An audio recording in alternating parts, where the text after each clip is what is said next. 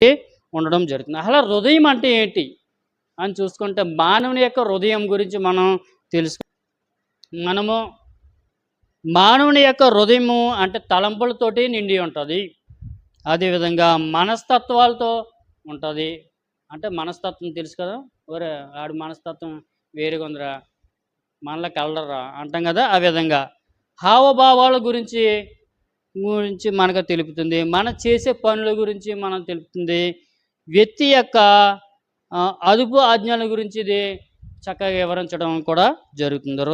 హృదయం గురించి మనం అనేక విషయాలు మనం తెలుసుకుందాం. అదేవిధంగా ఎవరైనా చదవండి కీర్తన గ్రంథము 9వ అధ్యాయము 1వ మాట మనం చూసుకుంటే, నా పూర్ణ హృదయంతో నేను యెహోవాను స్తుతించేదను.